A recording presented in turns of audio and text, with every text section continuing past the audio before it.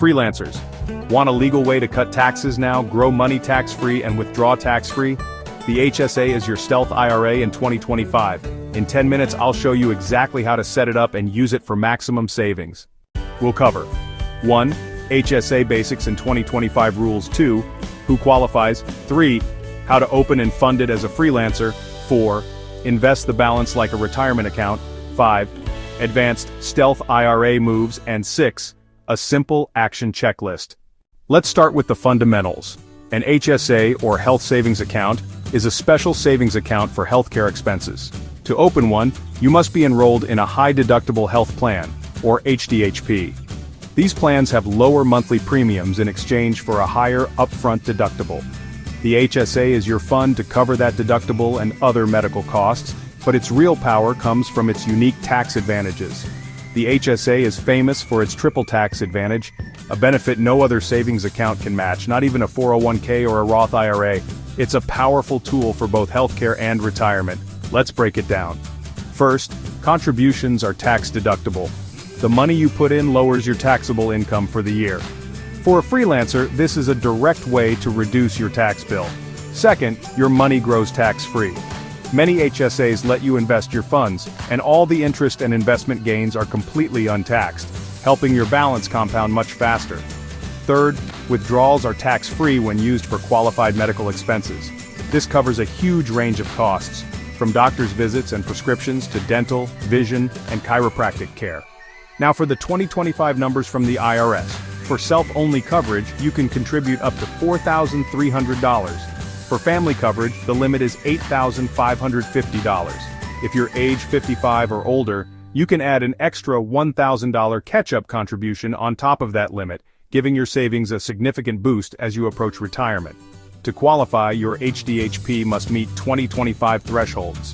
The minimum deductible is $1,650 for individuals and $3,300 for families. The out-of-pocket maximum is capped at $8,300 for individuals and $16,600 for families.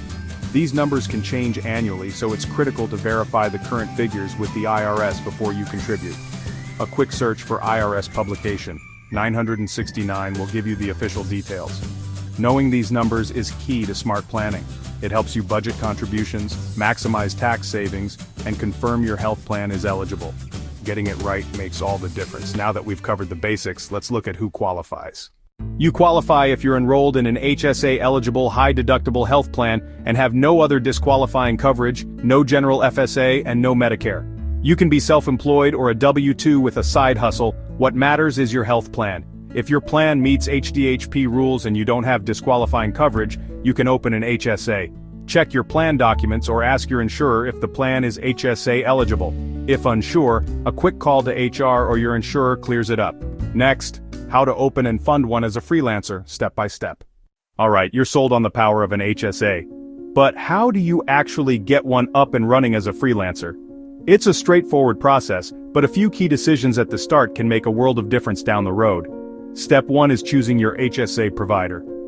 This is arguably the most important decision you'll make. Since you're not tied to an employer's choice, you have the freedom to pick the absolute best one for your needs. You're looking for a partner in your financial journey, not just an account. So, what should be on your checklist? First, and most critically, low fees. Scrutinize the fee schedule. Are there monthly maintenance fees, per-trade fees for investing? Look for providers that are transparent and have a reputation for being low cost. Second, robust investment options. You want access to a wide range of low-cost index funds and ETFs. A clunky interface or limited choices will create friction and discourage you from investing. Finally, don't underestimate good customer support. As a freelancer, you're your own HR department. When you have a question, you want a clear, quick answer. Once you've picked your champion, step 2 is to open the account. The crucial rule here is that you can only open and contribute to an HSA. Your high-deductible health plan coverage has officially begun. The sign-up process is usually all online. A common point of confusion is what happens if you start your HDHP mid-year. Under a special rule called the last month rule, if you have HDHP coverage on December 1st, you can contribute the annual maximum for that year. However, you must remain covered by an HDHP for the entire following year to avoid penalties. If your income is unpredictable, it might be safer to simply prorate your contributions for the number of months you were covered. Step 3. Funding your new account. You can make one-time contributions whenever you have the cash, or set up recurring monthly transfers. For freelancers with fluctuating income, a hybrid approach can work well. Set a smaller, manageable automatic monthly contribution to build the habit and then make larger lump sum contributions after you land a big project or during a high-income month. Now for the best part, the tax deduction. As a freelancer, your HSA contributions are an above-the-line deduction. This is incredibly powerful. It means you subtract your contributions directly from your gross income to calculate your adjusted gross income, or AGI. You don't need to itemize your deductions to get this benefit. Lowering your AGI is key, as it can also help you qualify for other tax credits. Let's make this real.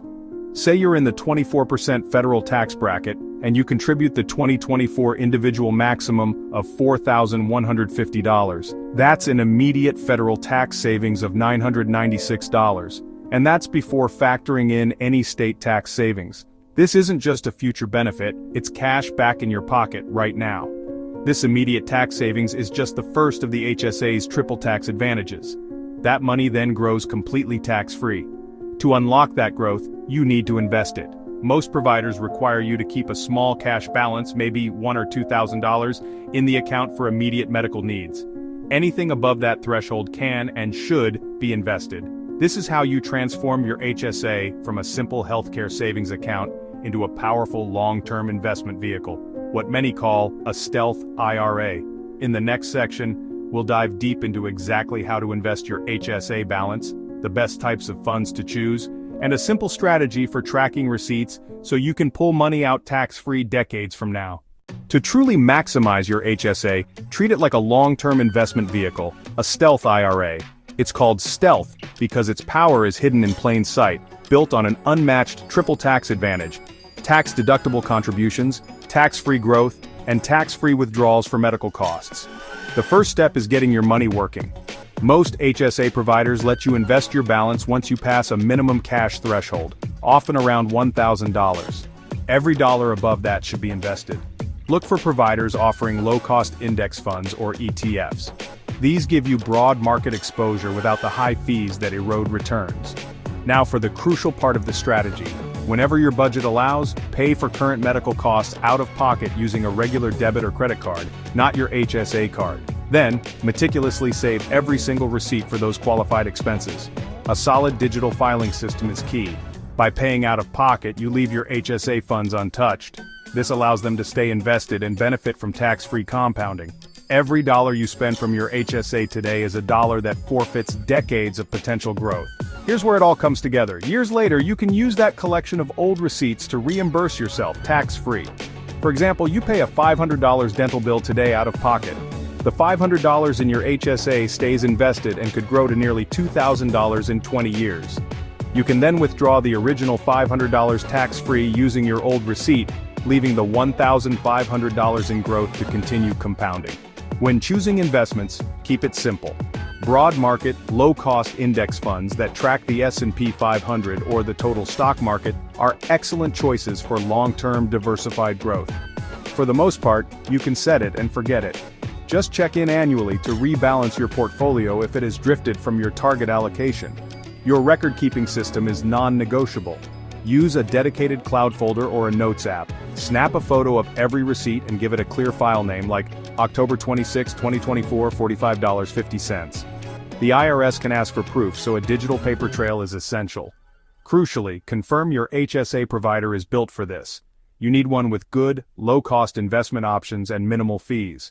Watch out for monthly maintenance or investment administration fees, as these will silently sabotage your growth. If your current provider isn't up to snuff, don't hesitate to switch. You can perform a trustee-to-trustee transfer to a better custodian like Fidelity or Lively at any time. Remember, even a seemingly small 1% fee can cost you tens of thousands in lost growth over decades. Keep your costs minimal. This entire strategy relies on saving receipts for qualified medical expenses. But what exactly counts? Let's break down the official IRS guidelines. Qualified expenses include most out-of-pocket medical, dental, and vision costs.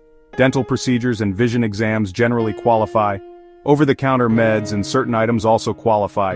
Check the eligible list. Examples: prescriptions, copays, contact lenses, dental work, and some over-the-counter products.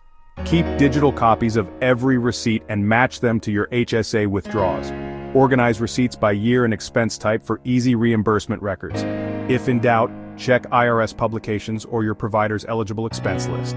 Next, advanced freelancer plays to maximize the HSA strategy. 3 pro tips. 1. Max the HSA early each year to maximize compounding. Front-loading gives investments more time to grow. 2. If cash flow allows, pay expenses out of pocket now and bank the receipts to reimburse later tax-free. That lets your HSA balance compound uninterrupted. 3. For families, compare the premium savings on an HDHP versus traditional plan. If the premium gap is big, the HSA strategy often wins even with a higher deductible. Do the math. Lower premiums plus HSA tax savings can beat a lower deductible plan. Include expected medical usage in your comparison. When used long-term, this strategy can act like a Stealth-IRA for tax-free retirement medical costs. This is education, not tax advice. Confirm with a pro for your situation. Next, common pitfalls and quick fixes so you avoid mistakes. Small checks now avoid big tax headaches later. Watch for these gotchas. Switching to an ineligible plan mid-year, accidentally having a general FSA, or using HSA funds on non-qualified expenses, those can trigger tax and penalties. Fix by adjusting contributions, changing FSA type to limited purpose, or keeping personal spends outside the HSA. A quick check each year prevents costly mistakes. Your 15-minute setup. Confirm your plan is HSA eligible, HDHP. Open an HSA with low fees and investing. Set auto contribution each month. Turn on investing above the cash threshold. Save every receipt in a Notes app folder. Comment your income range and questions. I'll reply with a starter setup. This is education, not tax advice. Always confirm details with your provider or a pro.